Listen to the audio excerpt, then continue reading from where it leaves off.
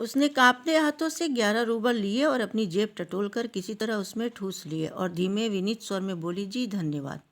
मैं गुस्से में उबलने लगा। कमरे में चक्कर लगाते हुए मैंने क्रुद्ध मतलब गुस्से में बोला, धन्यवाद किस बात का? आपने मुझे पैसे दिए इसलिए धन्यवाद। अब मुझसे सहा नहीं गया। मैंने ऊंचे स्वर में लगभग चिल्लाते हुए कहा, तुम मुझे धन्यवाद दे रही हो जबकि तुम अच्छी तरह जान रही हो कि मैंने तुम्हें ठग लिया है, तुम्हें धोखा दिया है, तुम्हारे पैसे हड़प लिए, इसके बावजूद तुम मुझे धन्यवाद दे रही हो? जी हाँ, इससे पहले मैंने जहाँ जहाँ काम किया वहाँ के लोगों ने तो मुझे एक पैसे तक नहीं दिए। आप कुछ तो दे रहे हैं। उसने मेरे क्रोध पर जैसे पानी का छींटा डालते हुए कहा, मतलब कि आप, उसने एक तरह से एहसान दिलाया कि आप ने तो कुछ तो दिया, बाकी लोग तो मुझे एक पैसा भी नहीं दिए।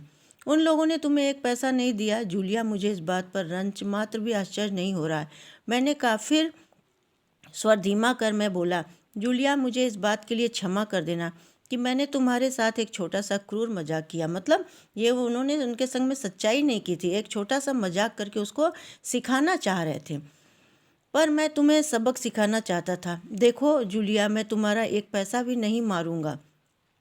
ये तुम्हारे 80 रूबल हैं, मैं अभी इन्हें तुम्हें दे दूंगा, लेकिन उससे पहले मैं तुमसे कुछ पूछना चाहूँगा।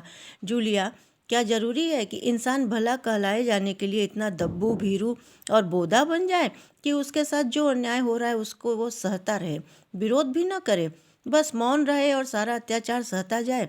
नहीं जूलिया, नहीं, इस तरह मौन रहने से काम नहीं चलेगा। अपने अस्तित्व को बनाए रखने के लिए तुम्हें इस कठोर, निर्मम और हृदयहीन संसार से लड़ना होगा अपनी पूरी शक्ति के साथ।